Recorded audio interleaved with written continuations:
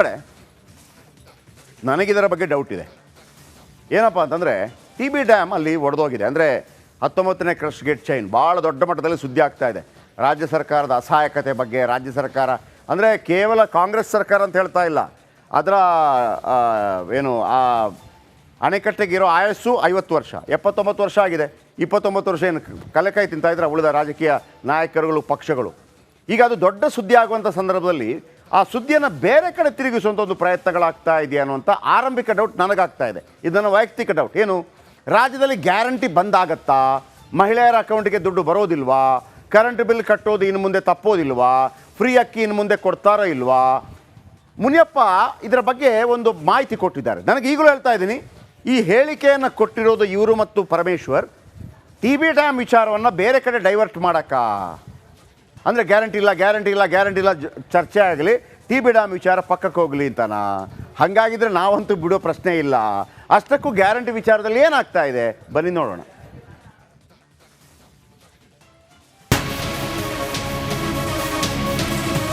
ನನಗೂ ಫ್ರೀ, ನಿಮಗೂ free, ಮಾದೇವಪ್ಪನಿಗೂ free, ಕಾಕಾ ಪಾಟೀಲ್ಗೂ ಫ್ರೀ.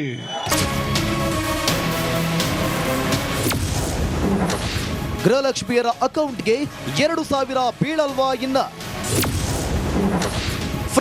ಫ್ರೀ ಗ್ಯಾರಂಟಿಗಳಿಗೆ ಕಾಂಗ್ರೆಸ್ ಸರ್ಕಾರದ ಗುನ್ನ. ಗ್ಯಾರಂಟಿ ಅಂತ ಗದ್ದಿಗೆ ಹಿಡಿದ ಕಾಂಗ್ರೆಸ್ ಈಗ ಯೂಟರ್ನ್ ಹೊಡೆಯುವ ಲಕ್ಷಣಗಳು ದಟ್ಟವಾಗ್ತಿವೆ. ಖಜಾನೆಯ ಕೋಟಿ ಕಾಸು ಫ್ರೀ ಯೋಜನೆಗಳಿಗೆ ಖರ್ಚಾಗ್ತಿದೆ. ಅದುವೇ ಕಾಂಗ್ರೆಸ್ಸಿಗರ ನಿದ್ದೆಗೆಡಿಸಿದೆ. ಹೀಗಾಗಿ ನಾಯಕರು ಮಾತು ತಪ್ಪು ಮಾತುಗಳನ್ನು ಆಡ್ತಿದ್ದಾರೆ.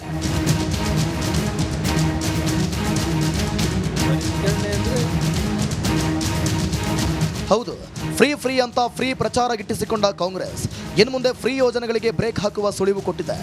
ಗ್ಯಾರಂಟಿ ಯೋಜನೆಗಳಿಗೂ ಷರತ್ತುಗಳು ಅನ್ವಯಿಸುತ್ತೆ. ಗ್ಯಾರಂಟಿ ಫಲಾನುಭವಿ ಆಗೋಕೆ BPL ಕಾರ್ಡ್ ಕಡ್ಡಾಯನಾ ಅನ್ನೋ ಪ್ರಶ್ನೆ ಹುಟ್ಕೊಳ್ತಿದೆ. ಯಾಕಂದ್ರೆ ಆಹಾರ ಮತ್ತು ನಾಗರಿಕ ಪೂರೈಕೆ ಸಚಿವ KH ಮುನಿಯಪ್ಪ ಮತ್ತೊಬ್ಬ ಸಚಿವ ಸತೀಶ್ ಜಾರಕಿಹೊಳಿ ಮಾತು ಒಂದಾದ್ರೆ, ಗೃಹ ಸಚಿವ ಪರಮೇಶ್ವರ್ ಹೇಳಿಕೆಯೇ ಬೇರೆಯಾಗಿದೆ.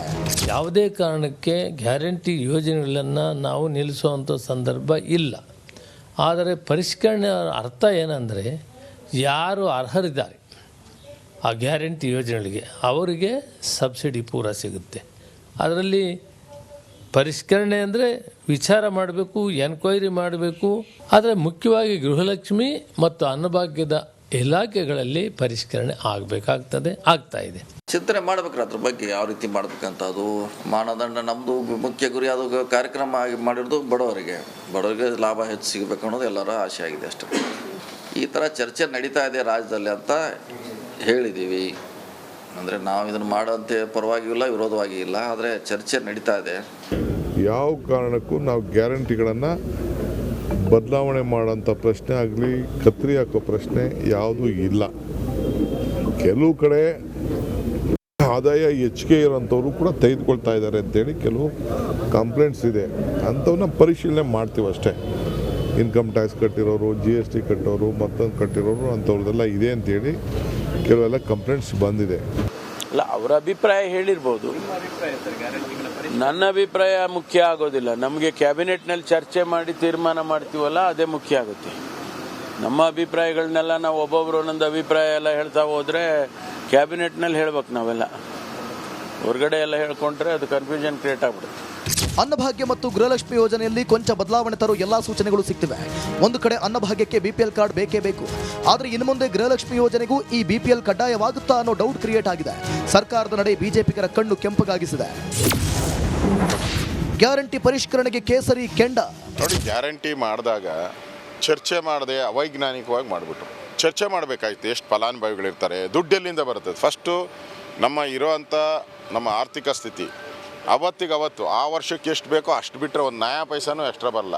ಪ್ರತಿ ವರ್ಷವೂ ನಾವು 1 ಲಕ್ಷ ಕೋಟಿ ಸಾಲ ಮಾಡಬೇಕು. ಒಟ್ಟಿನಲ್ಲಿ ಲೋಕಸಭಾ ಚುನಾವಣೆವರೆಗೂ ಅಷ್ಟೇ ಗ್ಯಾರಂಟಿ ಯೋಜನೆ ಅಂತ ಹರಡುತ್ತಿದ್ದ ಸುಳ್ಳು ಸುದ್ದಿಯೇ ಈಗ ನಿಜ ಆಗೋ ಎಲ್ಲ ಲಕ್ಷಣಗಳು ಎದ್ದು ಕಾಣ್ತಿವೆ. ಇದಕ್ಕೆ ಕಾಂಗ್ರೆಸ್ ನಾಯಕರು ಏನು ಹೇಳ್ತಾರೋ, ಮುಂದೆ ಅದೇನು ಮಾಡ್ತಾರೋ ಕಾದು ನೋಡಬೇಕಷ್ಟೇ. Bureau report, Republic Kannada. ಅಲ್ಲ, ಗ್ಯಾರಂಟಿ ಯೋಜನೆಗಳನ್ನು ನಿಲ್ಲಿಸಿದರೆ ರಾಜ್ಯದ ಜನ ಏನು ಕಲೆಕಾಯಿ ಕೂತ್ಕೊಂಡಿಲ್ಲ. ಅದು ಭಾಳ ದೊಡ್ಡ ಮಟ್ಟದಲ್ಲಿ ರಾಜ್ಯ ಕಾಂಗ್ರೆಸ್ ಸರ್ಕಾರಕ್ಕೆ ಏನು ಬ್ಯಾಕ್ಫೈರ್ ಆಗುವಂಥ ಸಾಧ್ಯತೆ ಇದೆ. ಆದರೆ ಪರಿಷ್ಕರಣೆ ವಿಚಾರ ಹೇಳ್ತಾ ಇದ್ದಾರೆ, ವಿಶೇಷವಾಗಿ ಗೃಹಲಕ್ಷ್ಮಿ ಅಂದರೆ 2,000 ಬರುವಂಥ ವಿಚಾರಕ್ಕೆ ಮತ್ತು ಅಕ್ಕಿ ವಿಚಾರಕ್ಕೆ. ಆದರೆ ನನಗೆ ನಿಜವಾಗಿ ನಾನು ಕಂಡುಕೊಂಡ ವಿಚಾರದಲ್ಲಿ ನಿಮ್ಮ ಗಮನಕ್ಕೆ ತರ್ತಾ ಇದ್ದೀನಿ, ನೀವು ಪರಿಷ್ಕರಣೆ ಮಾಡೋದಿದ್ದರೆ ಫ್ರೀ ಕರೆಂಟ್ ಬಗ್ಗೆ ಮಾಡಬೇಕು. ಯಾಕಂದರೆ ಆರಾಮಿದ್ದವರು ಕೂಡ ಅದನ್ನು ತಗೋತಾ ಇದ್ದಾರೆ, ಕೆಲವರು ತಗೋತಾ ಇಲ್ಲ, ಅವರಾಗೆ ಬಿಟ್ಕೊಡ್ತಾ ಇದ್ದಾರೆ. ಅದು ಬಡವರಿಗೆ ಸಿಗಬೇಕು ಅನ್ನೋದು ಏನು ಲಕ್ಷಾಂತರ ಸಂಬಳ ಪಡೆಯೋರು ಕೂಡ ಅದನ್ನು ಪಡೀತಾ ಇದ್ದಾರೆ. ಯಾಕಂದರೆ ಅಲ್ಲಿ ನಿಮಗೆ ಆ ಕ್ಲಾರಿಟಿನೇ ಇಲ್ಲ. ಅದು ರಾಜ್ಯ ಸರ್ಕಾರ ಅಥವಾ ನೀವು ಪ್ಲ್ಯಾನ್ ಮಾಡಿದವರ ನಿಮ್ಮ ಮೂರ್ಖತನ. ಅದನ್ನ ಹೆಂಗೆ ಪ್ಲ್ಯಾನ್ ಮಾಡಬೇಕಂದ್ರೆ ಗೊತ್ತಿಲ್ಲ. ಇವರಿಗೆ ಗ್ಯಾರಂಟಿ ಇರಲಿಲ್ಲ ಗೆಲ್ತಾರೆ ಅಂತ, ಗೆದ್ದುಬಿಟ್ಟಾದ ನಂತರ ಏನು ಮಾಡಬೇಕು ಅಂತ ಗೊತ್ತಾಗ್ತಾ ಇಲ್ಲ. ಸೊ ಹಾಗಾಗಿ ಅದನ್ನು ಕರೆಕ್ಟಾಗಿ ಇಂಪ್ಲಿಮೆಂಟ್ ಮಾಡುವಂಥ ಪ್ರಯತ್ನಕ್ಕೆ ನೀವು ಇನ್ನೂ ಕೂಡ ಕೈ ಹಾಕಿಲ್ಲ. ಇನ್ನೂ ಕೂಡ ಬ್ಯಾಂಕ್ ಲಿಂಕ್ ಕರೆಕ್ಟ್ ಇಲ್ಲ. ನೋಡಿ ಎಷ್ಟು ಖರ್ಚಾಗತ್ತೆ. ಮತ್ತೊಮ್ಮೆ ಹೇಳ್ತಾ ಇದ್ದೀನಿ, ಒಂದು ವೇಳೆ ಏನಾದರೂ ಬಂದಾಯಿತು ಅಂತ ಇಟ್ಕೊಳ್ಳಿ, ರಾಜ್ಯದ ಜನ ಸುಮ್ಮನೆ ಇರೋದಿಲ್ಲ, ಅದಂತೂ ಭಾಳ ಪಕ್ಕ. ಇನ್ನು ಗೃಹಲಕ್ಷ್ಮಿಗೆ ಪ್ರತಿ ವರ್ಷಕ್ಕೆ ಎಷ್ಟು 23,098 ಕೋಟಿ ಖರ್ಚಾಗತ್ತೆ ಗೃಹಲಕ್ಷ್ಮಿ. ಇನ್ನು ಗೃಹ ಜ್ಯೋತಿ ಫ್ರೀ ಕರೆಂಟ್ 10,207 ಕೋಟಿ ರೂಪಾಯಿ. ಇನ್ನು ಶಕ್ತಿ ಯೋಜನೆ 4,054 ಕೋಟಿ. ಅನ್ನಭಾಗ್ಯ 7,364 ಕೋಟಿ. ಯುವ ನಿಧಿ 93 ಕೋಟಿ. ಒಟ್ಟು ಗ್ಯಾರಂಟಿಗೆ 44,816 ಕೋಟಿ ಖರ್ಚಾಗತ್ತೆ ಅಂತೇಳಿ. ಇದರಲ್ಲಿ ಗೃಹಲಕ್ಷ್ಮಿಗೆ ಅತಿ ಹೆಚ್ಚು 23,000 ಕೋಟಿ. ಸೊ ಹಾಗಾಗಿ ಅದಕ್ಕೆ ಏನೋ ಕನ್ನ ಹಾಕ್ತಾ ಇದ್ದಾರೆ ಅಂತ ಅನಿಸುತ್ತಾ ಇದೆ, ದುಡ್ಡನ್ನು ಉಳಿಸೋದಕ್ಕೆ. ಗೃಹಲಕ್ಷ್ಮಿ ಅಲ್ವಾ, ಓಕೆ. ಗೃಹ ಜ್ಯೋತಿ ನೋ ಪ್ರಾಬ್ಲಮ್. ಶಕ್ತಿ ಯೋಜನೆ ಕಡಿಮೆ ಇದೆ. ಅನ್ನಭಾಗ್ಯ 7,000 ಕಡಿಮೆ ಇದೆ. ಉಳಿದದೆಲ್ಲ ಕಡಿಮೆ ನೋಡಿ. ಉಳಿದದ್ದೆಲ್ಲವೂ ಕೂಡ ಗೃಹಲಕ್ಷ್ಮಿ ಒಂದೇ ಯಾಕೆ ಕೈ ಹಾಕಿದ್ದಾರೆ ಅಂತಂದರೆ, ಉಳಿದ ಎಲ್ಲವೂ ಯಾವುದು ಯುವ ನಿಧಿ ಬಿಟ್ಟು ಗೃಹ ಜ್ಯೋತಿ 10, ಶಕ್ತಿ ಯೋಜನೆ 4, Annabhagya 21. Exactly. Gruhalakshmi 1 is equal to ಈ 4. ಅರ್ಥ ಆಯ್ತಾ ನಿಮಗೆ ಎಲ್ಲಿ ಇವರು ಕಡಿವಾಣ ಆಗ್ತಾ ಇದ್ದಾರೆ ಅಂತೇಳಿ? 5 ಯೋಜನೆ ಇದೆ. 5 ಯೋಜನೆಯಲ್ಲಿ 4 ಯೋಜನೆಗೆ 20,000 ಕೋಟಿ ಆಗ್ತಾ ಇದೆ. ಆ ಒಂದೇ ಯೋಜನೆಗೆ 23,000 ಕೋಟಿ ಆಗ್ತಾ ಇದೆ. ಅಲ್ಲೇನೋ ಸ್ವಲ್ಪ ಕಿಚ್ಕಿಚ್ಚು ಮಾಡುವಂಥ ಸಾಧ್ಯತೆಗಳು ಕಂಡು ಬರ್ತಾ ಇದೆ. ಮುಖ್ಯ ಗುರಿ ಅದು ಕಾರ್ಯಕ್ರಮ ಮಾಡಿರೋದು ಬಡವರಿಗೆ ಲಾಭ ಹೆಚ್ಚು ಸಿಗಬೇಕು ಅನ್ನೋದು ಎಲ್ಲರ ಆಸೆ ಆಗಿದೆ ಅಷ್ಟೇ. ಈ ಥರ ಚರ್ಚೆ ನಡೀತಾ ಇದೆ ರಾಜ್ಯದಲ್ಲಿ ಅಂತ ಹೇಳಿದ್ದೀವಿ. ಅಂದರೆ ನಾವು ಇದನ್ನು ಮಾಡೋಂತೆ ಪರವಾಗಿಯೂ ಇಲ್ಲ, ವಿರೋಧವಾಗಿ ಇಲ್ಲ, ಆದರೆ ಚರ್ಚೆ ನಡೀತಾ ಇದೆ. ಯಾವ ಕಾರಣಕ್ಕೂ ನಾವು ಗ್ಯಾರಂಟಿಗಳನ್ನು ಬದಲಾವಣೆ ಮಾಡೋಂಥ ಪ್ರಶ್ನೆ ಆಗಲಿ, ಕತ್ತರಿ ಹಾಕೋ ಪ್ರಶ್ನೆ ಯಾವುದೂ ಇಲ್ಲ. ಕೆಲವು ಕಡೆ ಆದಾಯ ಹೆಚ್ಚಿಗೆ ಇರೋಂಥವ್ರು ಕೂಡ ತೆಗೆದುಕೊಳ್ತಾ ಇದ್ದಾರೆ ಅಂತೇಳಿ ಕೆಲವು ಕಂಪ್ಲೇಂಟ್ಸ್ ಇದೆ. ಅಂಥವನ್ನ ಪರಿಶೀಲನೆ ಮಾಡ್ತೀವಿ ಅಷ್ಟೇ. ಇನ್ಕಮ್ ಟ್ಯಾಕ್ಸ್ ಕಟ್ಟಿರೋರು, GST ಕಟ್ಟೋರು, ಮತ್ತೊಂದು ಕಟ್ಟಿರೋರು ಅಂಥವ್ರದ್ದೆಲ್ಲ ಇದೆ ಅಂತೇಳಿ ಕೆಲವೆಲ್ಲ ಕಂಪ್ಲೇಂಟ್ಸ್ ಬಂದಿದೆ. ಅಲ್ಲ, ಅವರ ಅಭಿಪ್ರಾಯ ಹೇಳಿರ್ಬೋದು. ನನ್ನ ಅಭಿಪ್ರಾಯ ಮುಖ್ಯ ಆಗೋದಿಲ್ಲ. ನಮಗೆ ಕ್ಯಾಬಿನೆಟ್ನಲ್ಲಿ ಚರ್ಚೆ ಮಾಡಿ ತೀರ್ಮಾನ ಮಾಡ್ತೀವಲ್ಲ, ಅದೇ ಮುಖ್ಯ ಆಗುತ್ತೆ. ನಮ್ಮ ಅಭಿಪ್ರಾಯಗಳನ್ನೆಲ್ಲ ನಾವು ಒಬ್ಬೊಬ್ಬರು ಒಂದೊಂದು ಅಭಿಪ್ರಾಯ ಎಲ್ಲ ಹೇಳ್ತಾ ಹೋದರೆ ಕ್ಯಾಬಿನೆಟ್ನಲ್ಲಿ ಹೇಳ್ಬೇಕು. ನಾವೆಲ್ಲ ಹೊರಗಡೆ ಎಲ್ಲ ಹೇಳ್ಕೊಂಡ್ರೆ ಅದು ಕನ್ಫ್ಯೂಷನ್ ಕ್ರಿಯೇಟ್ ಆಗ್ಬಿಡುತ್ತೆ. ಅನ್ನಭಾಗ್ಯ ಮತ್ತು ಗೃಹಲಕ್ಷ್ಮಿ ಯೋಜನೆಯಲ್ಲಿ ಕೊಂಚ ಬದಲಾವಣೆ ತರೋ ಎಲ್ಲಾ ಸೂಚನೆಗಳು ಸಿಗ್ತಿವೆ. ಒಂದು ಕಡೆ ಅನ್ನಭಾಗ್ಯಕ್ಕೆ BPL ಕಾರ್ಡ್ ಬೇಕೇ ಬೇಕು. ಆದರೆ ಇನ್ನು ಮುಂದೆ ಗೃಹಲಕ್ಷ್ಮಿ ಯೋಜನೆಗೂ ಈ BPL ಕಡ್ಡಾಯವಾಗುತ್ತಾ ಅನ್ನೋ ಡೌಟ್ ಕ್ರಿಯೇಟ್ ಆಗಿದೆ. ಸರ್ಕಾರದ ನಡೆ ಬಿಜೆಪಿಗರ ಕಣ್ಣು ಕೆಂಪಗಾಗಿಸಿದೆ. ಗ್ಯಾರಂಟಿ ಪರಿಷ್ಕರಣೆಗೆ ಕೇಸರಿ ಕೆಂಡ. ನೋಡಿ, ಗ್ಯಾರಂಟಿ ಮಾಡಿದಾಗ ಚರ್ಚೆ ಮಾಡದೆ ಅವೈಜ್ಞಾನಿಕವಾಗಿ ಮಾಡಿಬಿಟ್ರು. ಚರ್ಚೆ ಮಾಡಬೇಕಾಯ್ತು. ಎಷ್ಟು ಫಲಾನುಭವಿಗಳಿರ್ತಾರೆ, ದುಡ್ಡು ಎಲ್ಲಿಂದ ಬರ್ತದೆ. ಫಸ್ಟು ನಮ್ಮ ಆರ್ಥಿಕ ಸ್ಥಿತಿ ಅವತ್ತಿಗವತ್ತು ಆ ವರ್ಷಕ್ಕೆ ಎಷ್ಟು ಬೇಕೋ ಅಷ್ಟು ಬಿಟ್ಟರೆ ಒಂದು ನಯಾ ಪೈಸಾನೂ ಎಕ್ಸ್ಟ್ರಾ ಬರಲ್ಲ. ಪ್ರತಿ ವರ್ಷವೂ ನಾವು 1 ಲಕ್ಷ ಕೋಟಿ ಸಾಲ ಮಾಡಬೇಕು. ಒಟ್ಟಿನಲ್ಲಿ ಲೋಕಸಭಾ ಚುನಾವಣೆವರೆಗೂ ಅಷ್ಟೇ ಗ್ಯಾರಂಟಿ ಯೋಜನೆ ಅಂತ ಹರಡ್ತಿದ್ದ ಸುಳ್ಳು ಸುದ್ದಿಯೇ ಈಗ ನಿಜ ಆಗೋ ಎಲ್ಲ ಲಕ್ಷಣಗಳು ಎದ್ದು ಕಾಣ್ತಿವೆ. ಇದಕ್ಕೆ ಕಾಂಗ್ರೆಸ್ ನಾಯಕರು ಏನ್ ಹೇಳ್ತಾರೋ, ಮುಂದೆ ಅದೇನ್ ಮಾಡ್ತಾರೋ ಕಾದು ನೋಡ್ಬೇಕಷ್ಟೇ. Bureau report, Republic Kannada. ಅಲ್ಲ, ಗ್ಯಾರಂಟಿ ಯೋಜನೆಗಳನ್ನು ನಿಲ್ಲಿಸಿದರೆ ರಾಜ್ಯದ ಜನ ಏನು ಕಲೆಕಾಯಿ ಕೂತ್ಕೊಂಡು ತಿಂತ ಕೂತ್ಕೊಂಡಿಲ್ಲ. ಅದು ಭಾಳ ದೊಡ್ಡ ಮಟ್ಟದಲ್ಲಿ ರಾಜ್ಯ ಕಾಂಗ್ರೆಸ್ ಸರ್ಕಾರಕ್ಕೆ ಏನು ಬ್ಯಾಕ್ಫೈರ್ ಆಗುವಂಥ ಸಾಧ್ಯತೆ ಇದೆ. ಆದರೆ ಪರಿಷ್ಕರಣೆ ವಿಚಾರ ಹೇಳ್ತಾ ಇದ್ದಾರೆ, ವಿಶೇಷವಾಗಿ ಗೃಹಲಕ್ಷ್ಮಿ ಅಂದರೆ 2,000 ಬರುವಂಥ ವಿಚಾರಕ್ಕೆ ಮತ್ತು ಅಕ್ಕಿ ವಿಚಾರಕ್ಕೆ. ಆದರೆ ನನಗೆ ನಿಜವಾಗಿ ನಾನು ಕಂಡುಕೊಂಡ ವಿಚಾರದಲ್ಲಿ ನಿಮ್ಮ ಗಮನಕ್ಕೆ ತರ್ತಾ ಇದ್ದೀನಿ, ನೀವು ಪರಿಷ್ಕರಣೆ ಮಾಡೋದಿದ್ದರೆ ಫ್ರೀ ಕರೆಂಟ್ ಬಗ್ಗೆ ಮಾಡಬೇಕು. ಯಾಕಂದರೆ ಆರಾಮಿದ್ದವರು ಕೂಡ ಅದನ್ನು ತಗೋತಾ ಇದ್ದಾರೆ. ಕೆಲವರು ತಗೋತಾ ಇಲ್ಲ, ಅವರಾಗೆ ಬಿಟ್ಕೊಡ್ತಾ ಇದ್ದಾರೆ. ಅದು ಬಡವರಿಗೆ ಸಿಗಬೇಕು ಅನ್ನೋದು ಏನು ಲಕ್ಷಾಂತರ ಸಂಬಳ ಪಡೆಯೋರು ಕೂಡ ಅದನ್ನು ಪಡೀತಾ ಇದ್ದಾರೆ. ಯಾಕಂದರೆ ಅಲ್ಲಿ ನಿಮಗೆ ಆ ಕ್ಲಾರಿಟಿನೇ ಇಲ್ಲ. ಅದು ರಾಜ್ಯ ಸರ್ಕಾರ ಅಥವಾ ನೀವು ಪ್ಲ್ಯಾನ್ ಮಾಡಿದವರ ನಿಮ್ಮ ಮೂರ್ಖತನ. ಅದನ್ನ ಹೆಂಗೆ ಪ್ಲ್ಯಾನ್ ಮಾಡಬೇಕಂತಲೇ ಗೊತ್ತಿಲ್ಲ. ಇವರಿಗೆ ಗ್ಯಾರಂಟಿ ಇರಲಿಲ್ಲ ಗೆಲ್ತಾರೆ ಅಂತ, ಗೆದ್ದುಬಿಟ್ಟಾದ ನಂತರ ಏನು ಮಾಡಬೇಕು ಅಂತ ಗೊತ್ತಾಗ್ತಾ ಇಲ್ಲ. ಸೊ ಹಾಗಾಗಿ ಅದನ್ನು ಕರೆಕ್ಟಾಗಿ ಇಂಪ್ಲಿಮೆಂಟ್ ಮಾಡುವಂಥ ಪ್ರಯತ್ನಕ್ಕೆ ನೀವು ಇನ್ನೂ ಕೂಡ ಕೈ ಹಾಕಿಲ್ಲ.